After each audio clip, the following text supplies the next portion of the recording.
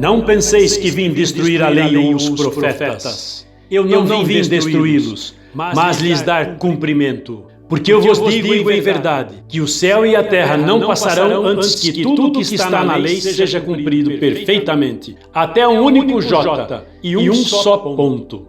Olá! Hoje nós vamos refletir um pouquinho sobre o capítulo 1 do Evangelho segundo o Espiritismo. Eu não vim destruir a lei. O que será que Jesus queria dizer com essas palavras, né?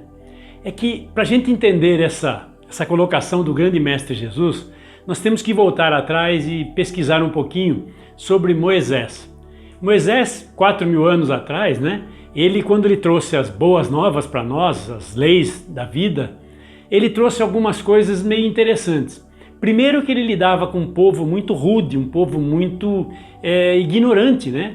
Era um povo bem atrasado. E ele precisava organizar as leis. Então ele traz parte das leis que ele trouxe para o mundo eram sociais, era para organizar a sociedade. E outras partes, né, os 10 mandamentos, por exemplo, foi mais uma lei de conceito divino, era uma lei que servia para todos os lugares, em todos os tempos. Então ele trouxe um pouquinho já do que era essa lei divina para nós. Mas se a gente analisar essa lei divina, o que vai acontecer na época de Moisés? Tinha muitos nãos. Não fazer isso, não roubar, não furtar, não matar, não levantar falsos testemunhos, enfim, uma série de nãos.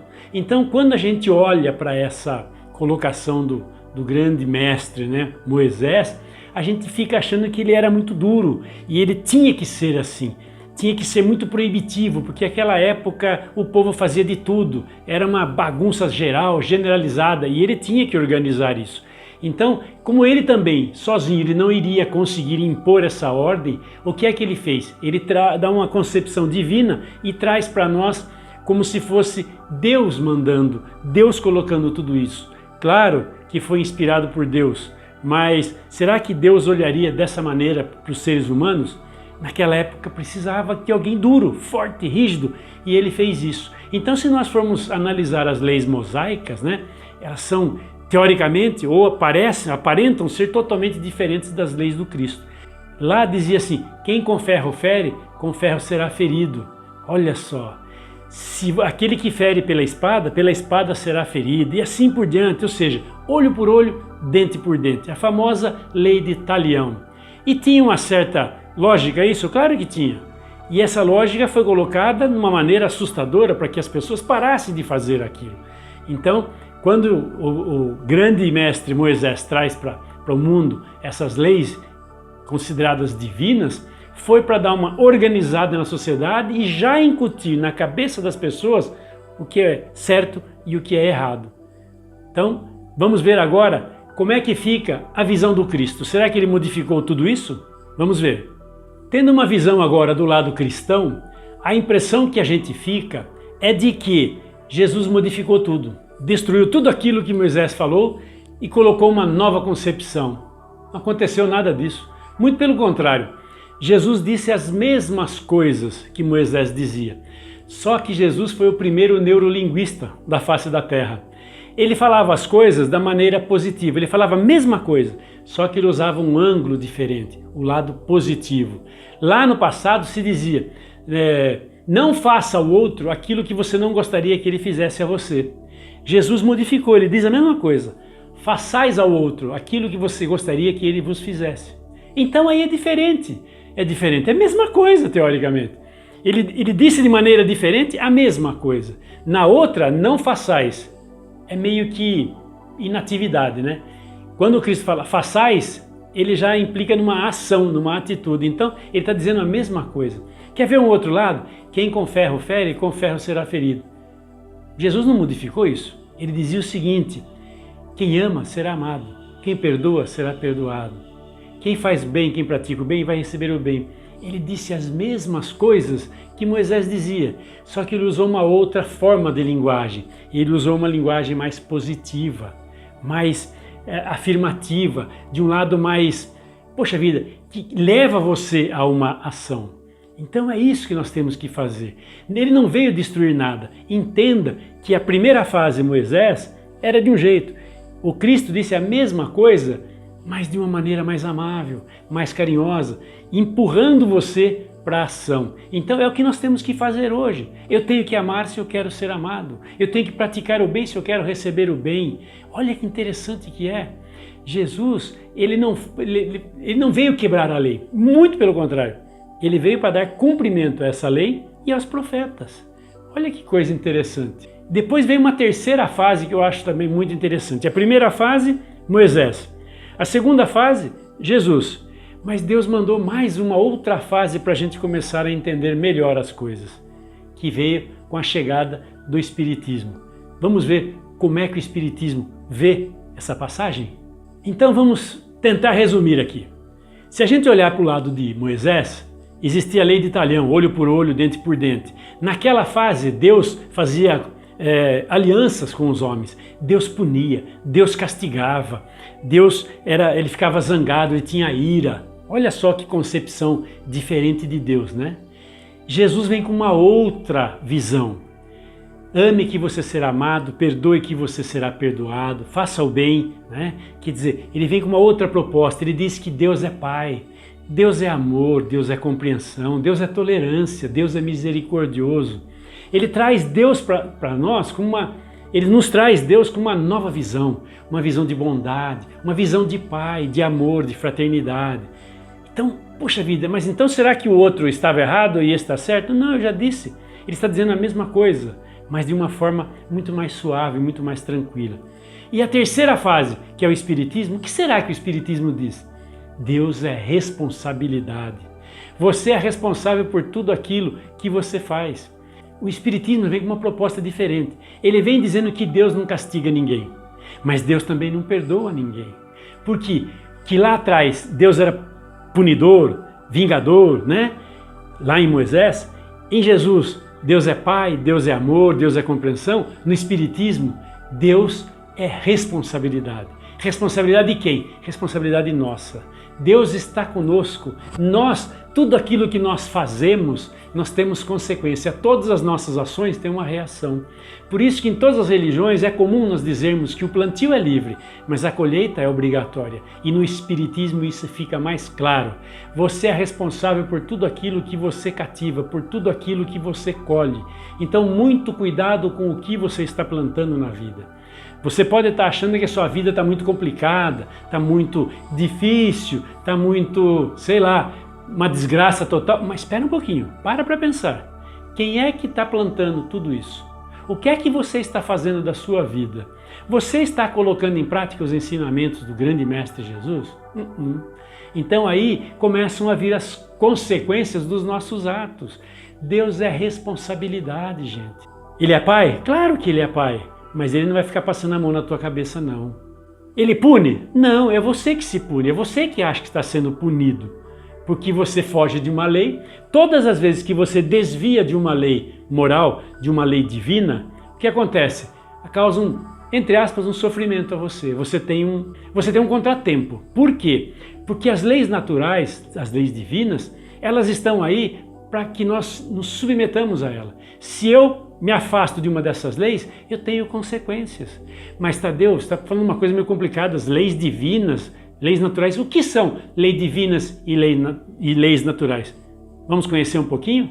As leis divinas ou leis naturais são as leis que nós já conhecemos.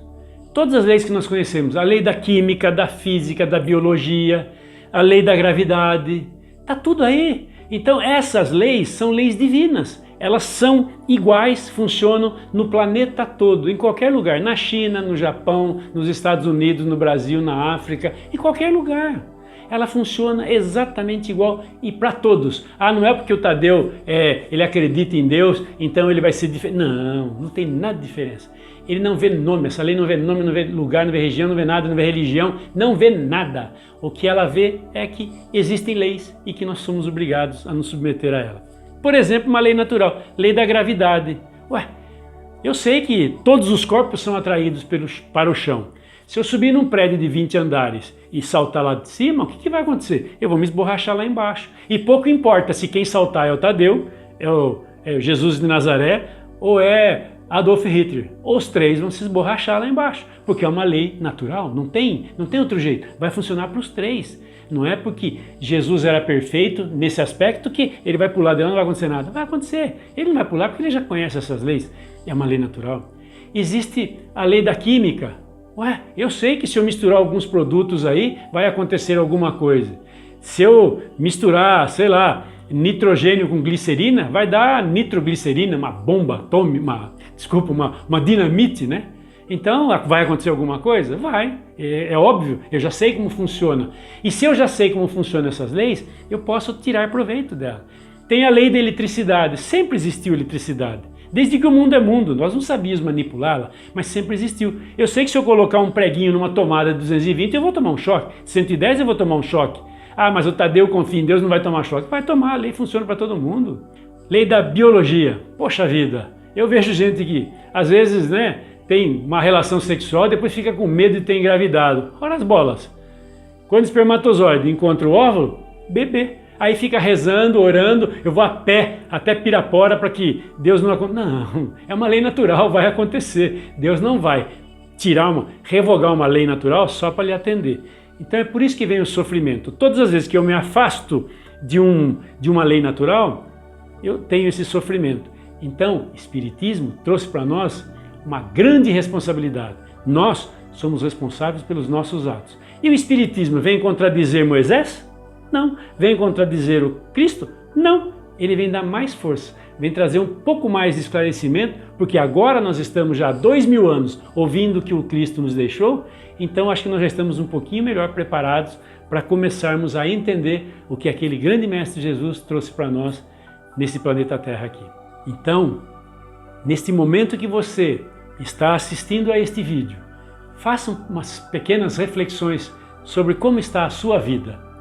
Você tem colocado em prática os ensinamentos do grande Mestre Jesus?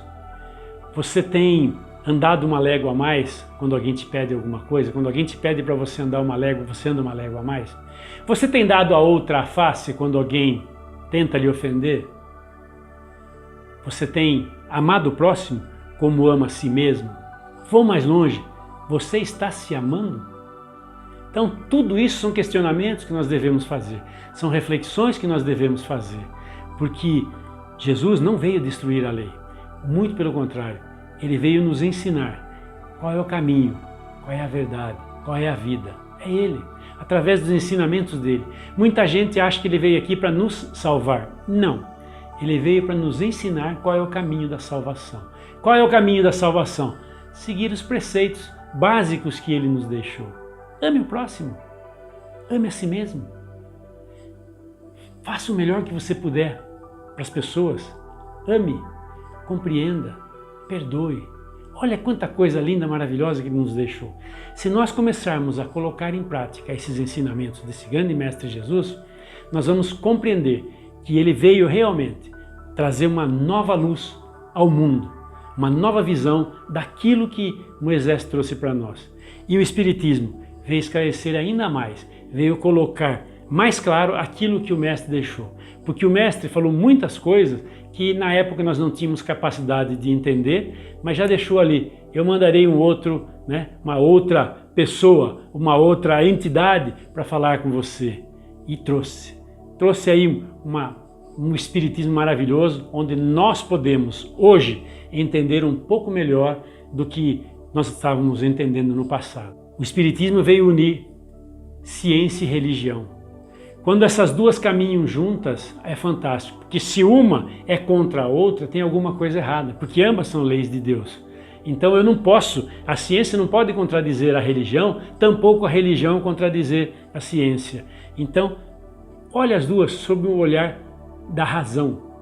Analise racionalmente e veja aquilo que faz sentido. E todas as vezes que você tiver em dúvida quanto a uma atitude a tomar, pense no que o Mestre diria para você, como ele agiria nessa situação.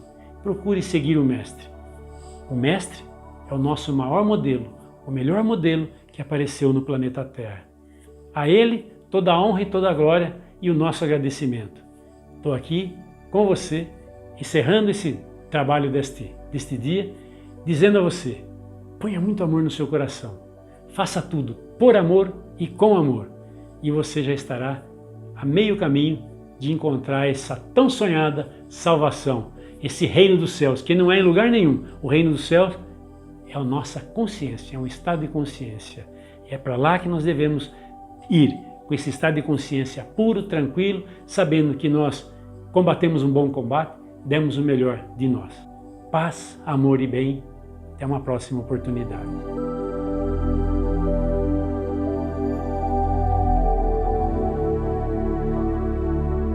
Vamos aproveitar que nós nos encontramos num momento tão especial, que nós estamos conosco, refletindo sobre essas mensagens desse maravilhoso Mestre Jesus. Então vamos deixar com que esses momentos, que essas inspirações do Cristo abram as nossas mentes e os nossos corações, para que a gente possa vibrar muito amor, muito carinho, muita paz.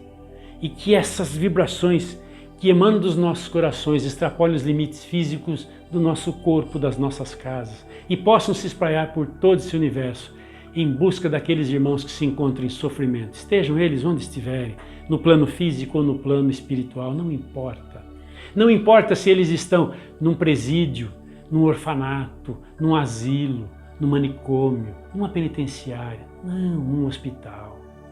Não importa se são reclusos, se são doentes, se estão visitando, se estão trabalhando, não. Todos eles sejam atingidos por esse amor, por essa vibração de paz que emana dos nossos corações e que eles possam perceber que há uma esperança maravilhosa nesse mundo, que basta que a gente comece a nos conectar uns com os outros e com a espiritualidade maior, com o Cristo e com todos os seus anjos, para que a gente possa realmente fazer um trabalho de transformar esse mundo num mundo melhor, num mundo onde a gente possa amar mais, compreender mais, sermos mais misericordiosos. Então, que o grande Mestre Jesus nos ampare e nos proteja hoje e sempre, que Ele nos permita, colocar em prática, nos ajude a colocar em prática os seus ensinamentos e que a gente possa, cada dia mais, sermos mais próximos dEle, com muito amor e carinho, para que a gente possa dar o melhor de nós a todos aqueles que se achegarem a nós. Ficai com Deus, paz, amor e bem.